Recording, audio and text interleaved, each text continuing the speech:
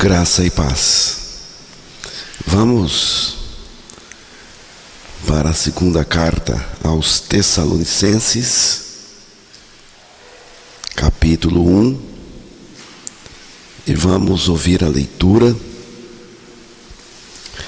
do versículo 3 até o final do capítulo, versículo 12.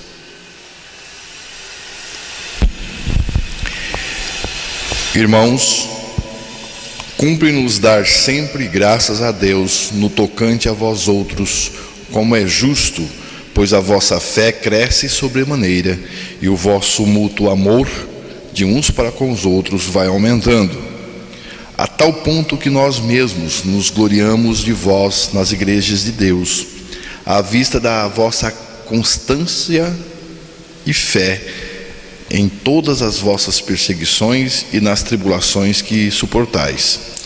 Sinal evidente do reto juízo de Deus, para que sejais considerados dignos do reino de Deus, pelo qual, com efeito, estáis sofrendo. Se de fato é justo para com Deus que Ele dê em paga tribulação aos que vos atribulam, e a vós outros que sois atribulados, alívio juntamente conosco, quando do céu se manifestar o Senhor Jesus com os anjos do seu poder, em chama de fogo, tomando vingança contra os que não conhecem a Deus e contra os que não obedecem o evangelho do nosso Senhor Jesus. Estes sofrerão penalidade de eterna destruição, banidos da face do Senhor e da glória do seu poder, quando vier para ser glorificado nos seus santos e ser admirado em todos os que creram naquele dia, porquanto foi crido entre vós o nosso testemunho. Por isso também não cessamos de orar por vós, para que o nosso Deus vos torne dignos de sua vocação e cumpra com poder todo o propósito da bondade e obra de fé, a fim de que o nome de nosso Senhor Jesus seja glorificado em vós, e vós nele, segundo a graça do nosso Deus e do Senhor Jesus Cristo. Que Deus revele a sua palavra aos nossos corações. Vamos começar com esta expressão riquíssima, tão importante na vida dos filhos de Deus. Não pode faltar, de jeito nenhum. Irmãos, cumpre-nos dar sempre graças a Deus. Isto significa que os verdadeiros cristãos devem ser agradecidos ao Senhor em todo o tempo. Aqueles que foram redimidos por Cristo têm muitos motivos para viver uma vida de agradecimento, uma vida de gratidão, independentemente das circunstâncias. Sem dúvida, irmãos, esse ensino é muito precioso, principalmente nos dias em que vivemos, quando as pessoas estão mais preocupadas em pedir a Deus todo tipo de coisas do que agradecê-lo por tudo. Não basta somente dar graças, mas é preciso agradecer sempre e em todas as circunstâncias. Quando nós damos graças por tudo, em tudo, nós estamos olhando para a soberania de Deus. Somente aqueles que confiam que Deus é soberano sobre todas as coisas são capazes de louvá-lo em todas as circunstâncias e ocasiões. Essas pessoas enxergam Deus tanto na bonança quanto na tempestade, tanto no conforto quanto na privação, tanto no prazer quanto na dor. É por isso que os crentes genuínos, crentes em Jesus Cristo, dão graças a Deus em tudo e por tudo, porque eles sabem que nada é capaz de frustrar os projetos e propósitos do Senhor. Jó, capítulo 42, versículo 1 e 2.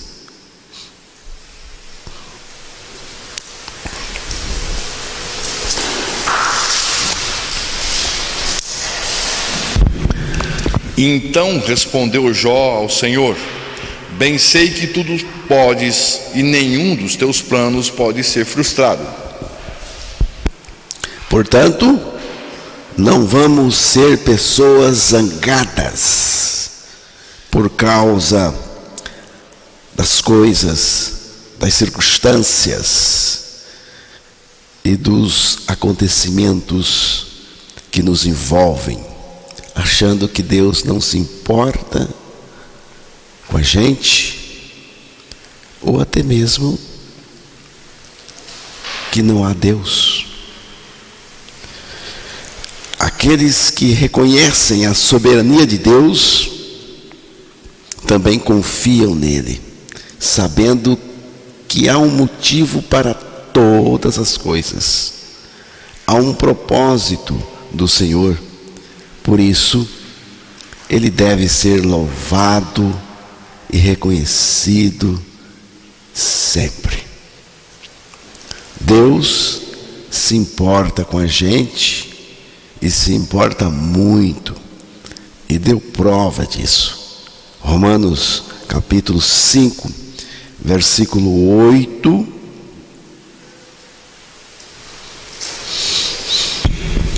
Mas Deus prova o seu próprio amor para conosco, pelo fato de ter Cristo morrido por nós, sendo nós ainda pecadores. João capítulo 3, versículo 16, texto bem conhecido, mas vamos ouvir. Porque Deus amou ao mundo de tal maneira que deu o seu Filho unigênito, para que todo o que nele crê não pereça, mas tenha vida eterna. E João 15, versículo 13.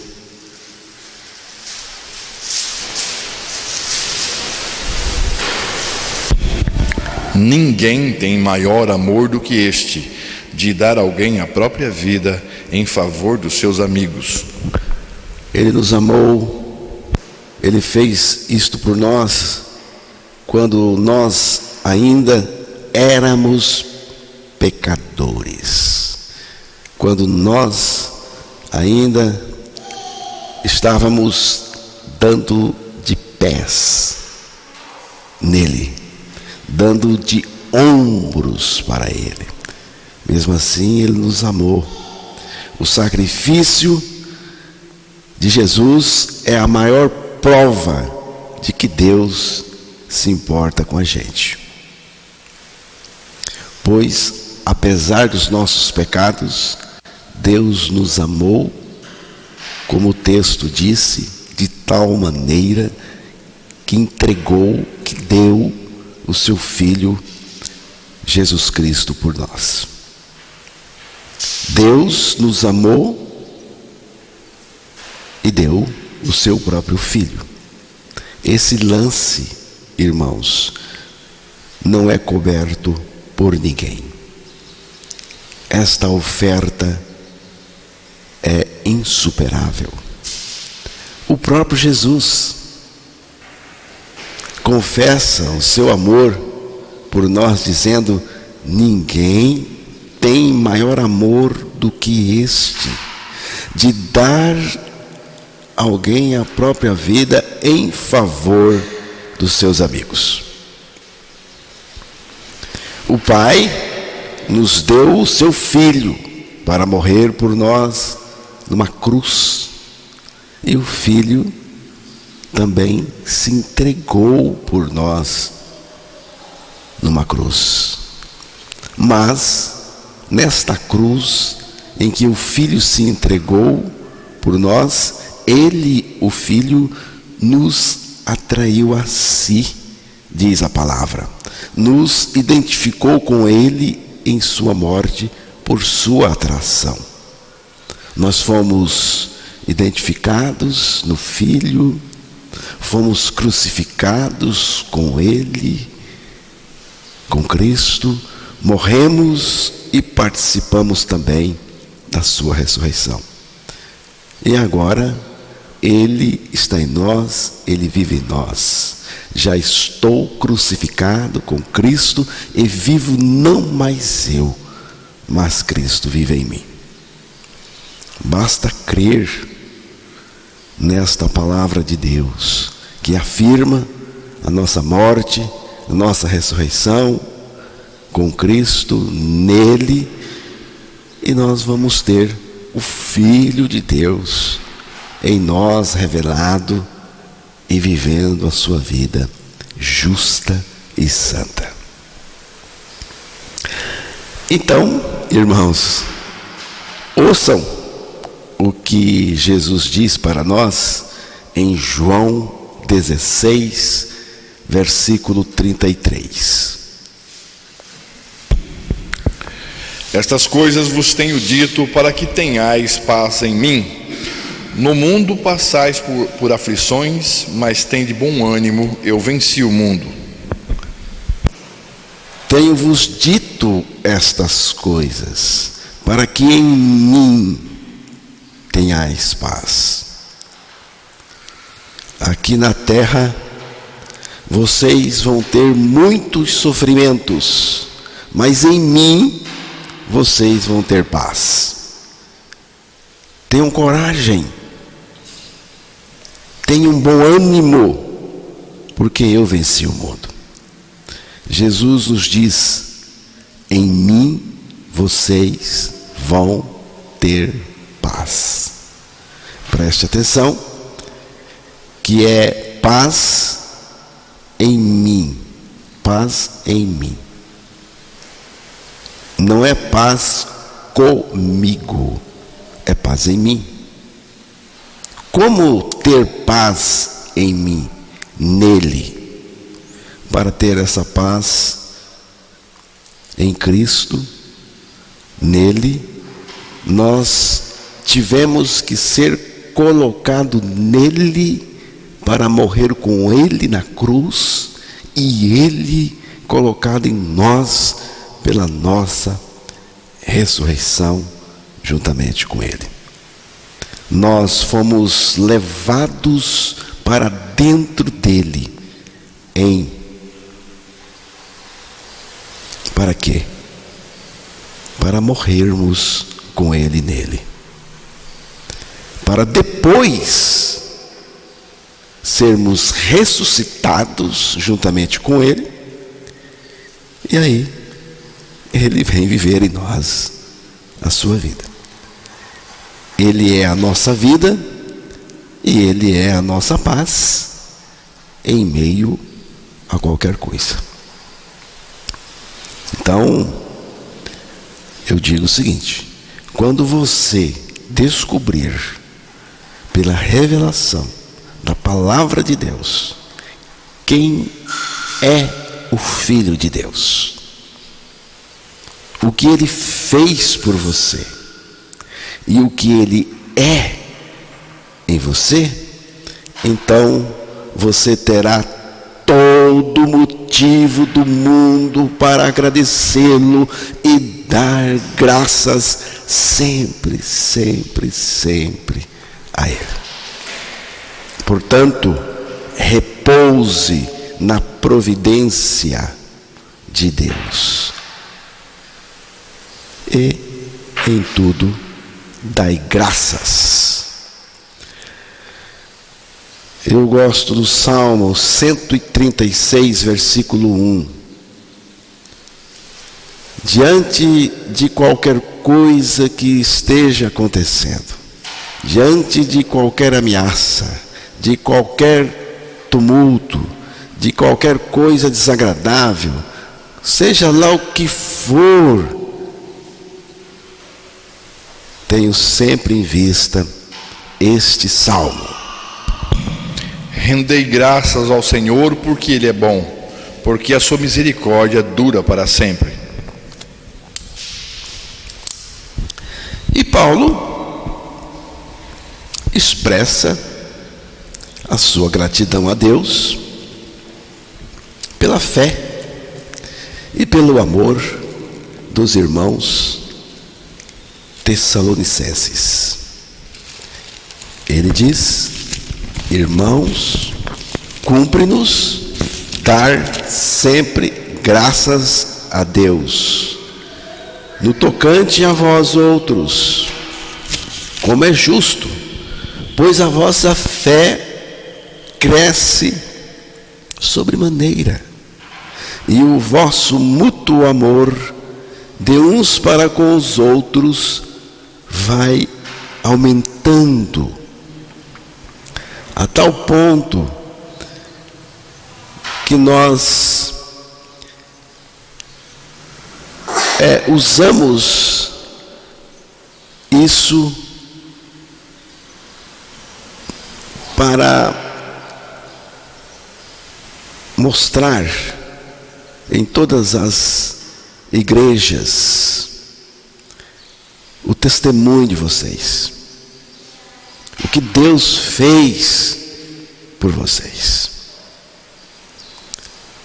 Falamos dessa fé, desse amor, em meio a tanta perseguição, a tanta tribulação que vocês estão passando, estão suportando. A fé e o amor é milagre de Deus na vida de quem crê, de quem foi regenerado. A fé só é fé em Jesus e na sua palavra.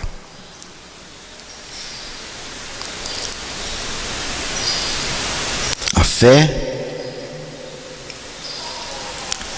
é um movimento para dentro de Jesus Cristo, porque é fé em Jesus. A fé nos une à pessoa de Jesus. Quem está crendo nele está unido à sua pessoa desde a cruz.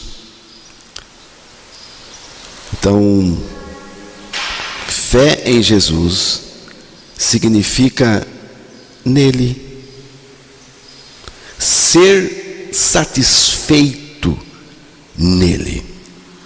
Uma fé que cresce sobremaneira, disse o apóstolo Paulo. Interessante.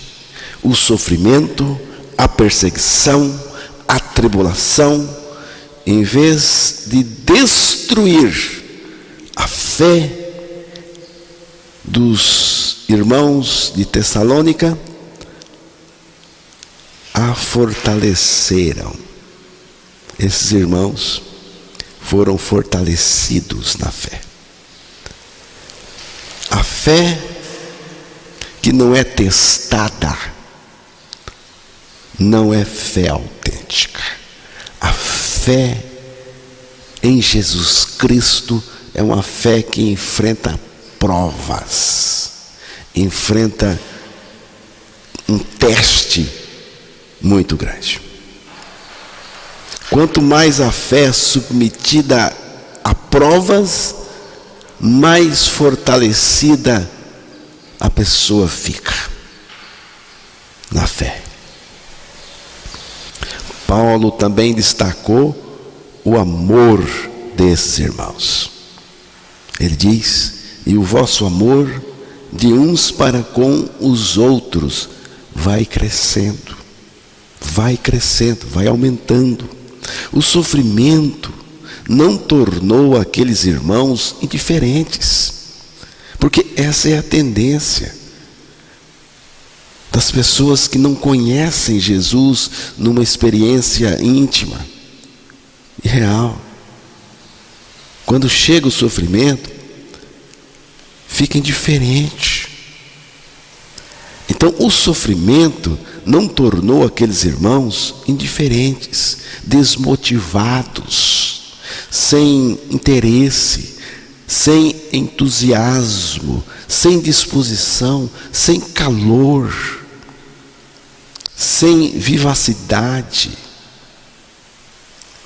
Não ficaram bronqueados, zangados, porque o sofrimento também faz isto nas pessoas. Não ficaram amargos, mas fê-los ainda mais abundantes no amor recíproco. Isto aqui é grandioso. E só Cristo tem isto para produzir em nós. O amor é a marca do verdadeiro discípulo de Jesus Cristo. Sem o amor, não há cristianismo autêntico. O mundo vai nos conhecer como discípulos de Jesus Cristo pelo amor. O amor dele em nós e através de nós. Paulo também usou a palavra constância, que significa uma insistência pertinente, obstinada e vigorosa nas provas, nas provações. Não uma acomodação. Não é uma acomodação. Uma espécie de paciência que espera, mas espera resmungando e tristemente pelo fim. Não é esse tipo de paciência, mas aquela paciência que espera com alegria, viçosa, vigorosa, radiante, espera inteiramente na graça de Deus.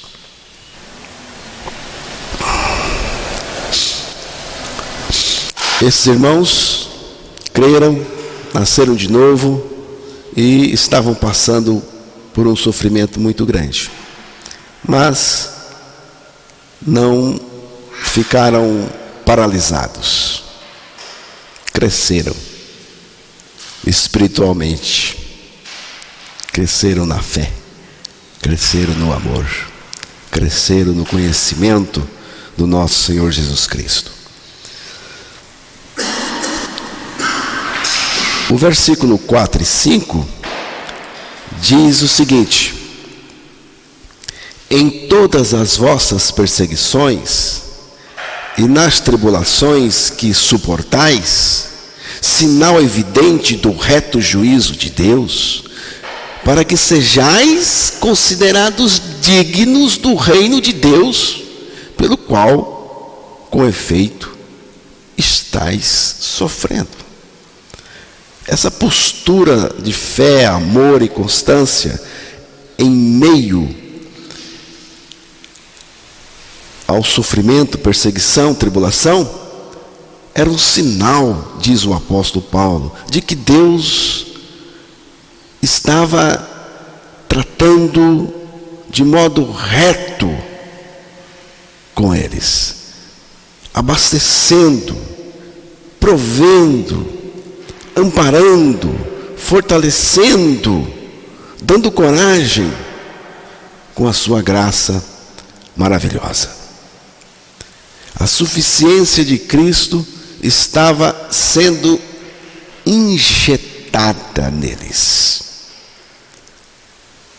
Sem a suficiência de Cristo operando neles, sem a graça de Deus por eles, manifesta neles, sem a vida de Cristo neles, sem o próprio Cristo vivendo neles, eles jamais teriam sido capazes de demonstrar essa fé, essa paciência, esse amor uns pelos outros, ao sofrer por Cristo, ao sofrer pelo reino de Deus.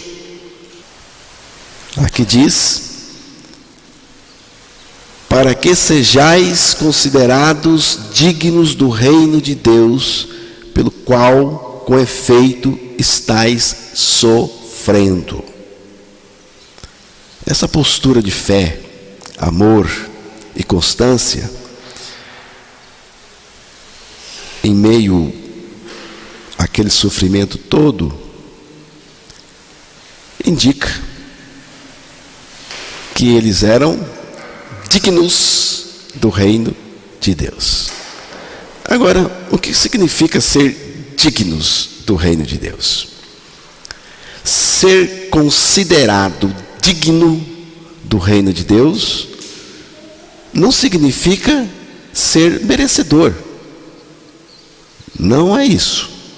Significa ser adequado, apropriado ou adaptado por causa da obra de Cristo, pela qual nós fomos nascidos de Deus,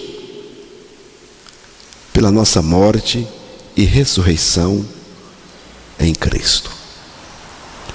Agora, o sofrimento por causa de Cristo acompanha os salvos. Onde tem salvo, tem sofrimento, tem perseguição, tem tribulação. Nós não possuímos nenhum mérito para entrar no reino de Deus. Essa entrada é mediante os méritos de Cristo. Quem sofre por amor ao reino de Deus é quem já foi colocado nele pelo novo nascimento, espiritualmente falando. Esse também reinará com Cristo. No versículo 6, diz o seguinte: se de fato é justo para com Deus que Ele dê em paga tribulação aos que vos atribulam. Deus permite tanto a tribulação, como também os que atribulam, porque tem, aqui diz, tribulação, atribulado e atribulador, são todos permitidos pelo Senhor. Deus cumpre nisso o seu propósito, deixar nítido que os salvos são feitos dignos do reino de Deus, e os perseguidores, os que atribulam, são dignos de julgamento, e terão. Se de fato é justo para com Deus que Ele dê em paga tribulação aos que vos atribulam. No versículo 7, diz assim: e a vós outros que sois atribulados, alívio juntamente conosco, quando do céu se manifestar o Senhor Jesus, com os anjos do seu poder. Deus não apenas castigará os perseguidores do seu povo, como também dará alívio àqueles que sofrem por amor a Cristo. Alívio aqui é dessa tribulação externa que se abate sobre o povo de Deus. Porque o alívio espiritual nós já temos. Quando nascemos de novo, nós já ganhamos o descanso espiritual, o alívio. O crente em Jesus Cristo obtém esse alívio que está aí, que vem sobre nós. O crente obtém esse alívio desse sofrer por Cristo, pelo reino de Deus, ao falecer, fisicamente falando. E os crentes em Jesus, os vivos, serão aliviados de todo esse sofrimento, de toda essa tensão, por ocasião do arrebatamento. E como mostra o versículo 7, quando Deus entrar em juízo contra este mundo, então o mundo verá que os santos de Deus desfrutam alívio. Versículo 7 e 8. Pode ler aí. E a vós outros, que sois atribulados, alívio juntamente conosco, quando do céu se manifestar o Senhor Jesus com os anjos do seu poder, em chama de fogo, tomando vingança contra os que não conhecem a Deus e contra os que não obedecem ao Evangelho do nosso Senhor Jesus. Isto parece indicar o julgamento abrasador que está prestes a começar. A vingança de Deus não é retaliação, é a sua justiça. Não é ir à desforra, Deus não faz isso, mas exercer o castigo que seu caráter justo e santo exige. Paulo descreve dois grupos que terão que enfrentar a vingança do Senhor, o seu castigo. Isto é sério, muito sério. Contra aqueles que não conhecem a Deus. Os que rejeitaram o conhecimento do Senhor, o Deus verdadeiro, revelado na criação, revelado na consciência, revelado nas Escrituras. Não tem desculpa. Nos dias de hoje, está ainda mais acessível, porque tem mensagens espalhadas por todos os lugares. E contra os que não obedecem ao Evangelho de nosso Senhor Jesus. Ou seja, aqueles que ouviram o Evangelho e rejeitaram. Aqueles que estão ouvindo e estão rejeitando. O Evangelho não é apenas uma mensagem na qual o homem deve crer, mas também uma pessoa a qual deve obedecer: Cristo. De qualquer maneira, os dois grupos estão envolvidos com a rejeição do Senhor. Veja o versículo 9.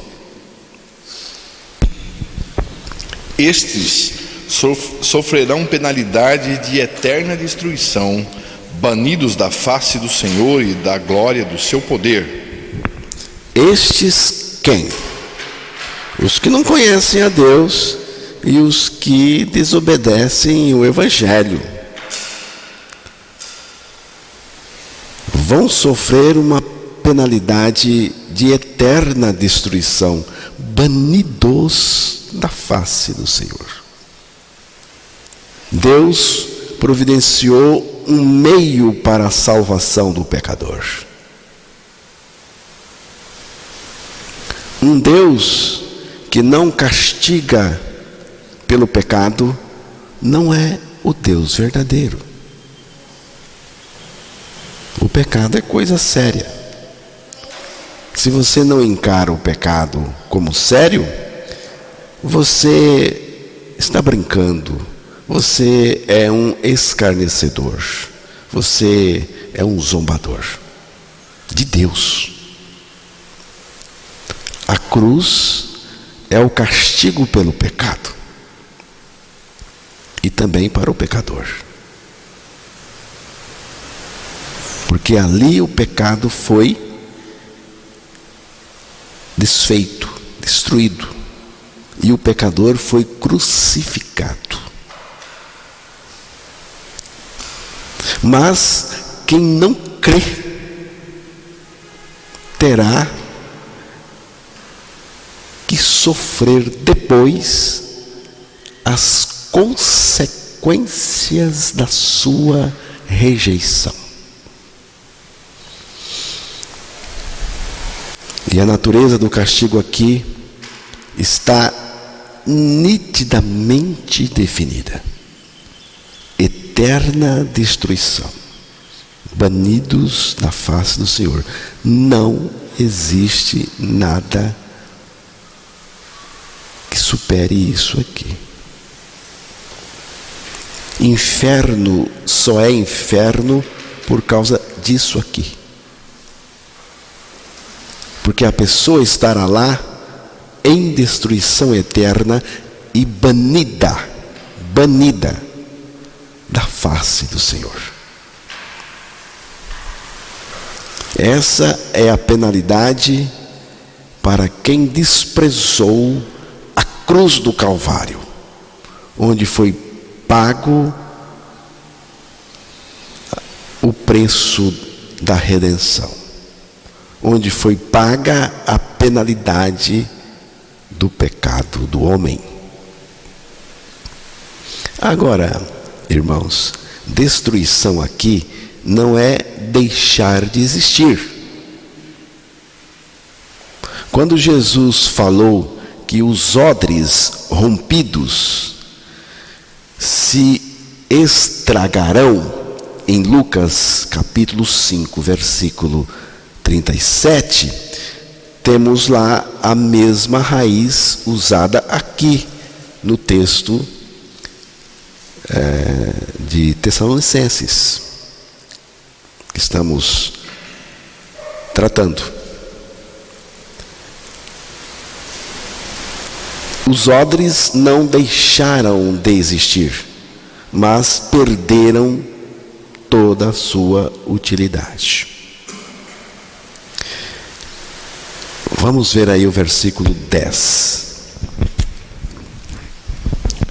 Quando vier para ser glorificado nos seus santos e ser admirado em todos os que creram, naquele dia, porquanto foi crido entre vós o nosso testemunho.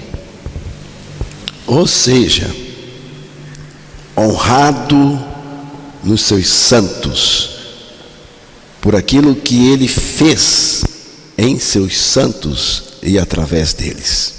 A salvação e tudo mais na vida dos santos serão tributos à graça e ao poder de Jesus Cristo. Ele vai ser admirado em todos os que creram nele naquele dia. Versículos 10, 11 e 12. Quando vier para ser glorificado nos seus santos e ser admirado entre todos os que creram naquele dia, porquanto foi crido entre vós o nosso testemunho, por isso também não cessamos de orar por vós, para que o nosso Deus vos torne dignos da sua vocação e cumpra com poder todo o propósito de fé e obra.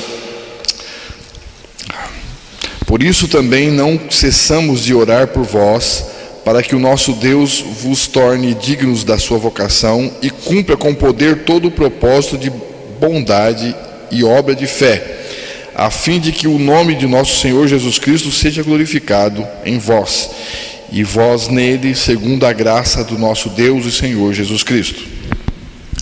Para que o nosso Deus vos torne dignos da sua vocação. Mais uma vez, ser digno não significa ser merecedor. Significa ser adequado, apropriado. Por causa da obra de Cristo em nosso favor. E cumpra com poder todo o propósito de bondade e obra de fé. Como vai se cumprir? Pelo poder de Deus, não pelo nosso. Não é o nosso poder, é o poder de Deus. Não é utilizar o meu poder, porque eu não tenho poder, mas aproveitar o poder dele. Como? Como aproveitar o poder dele? Pela fé, porque é obra de fé, diz o texto. Recebemos e cremos no poder de Deus, que cumpre em nós todo o propósito de bondade e obra de fé. Então, o nome de nosso Senhor Jesus será honrado em vocês, e vocês serão honrados com Ele, nele. Nós em Cristo e Cristo em nós. Assim, o nome dele é honrado em nós e através de nós. E nós recebemos honra juntamente com ele. Tudo isso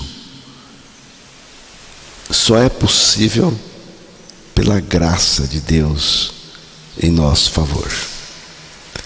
É tudo de graça e pela graça. Tudo foi feito por graça. A graça de Deus tem a palavra inicial e tem a palavra final. A graça de Deus está aí. Eu já disse isso aqui, que ela é antes de qualquer coisa. E ela estará lá no final de tudo, depois que Deus tratar com este mundo. Lá no Apocalipse, capítulo 22, versículo... acho que é o último versículo, dá uma lidinha lá.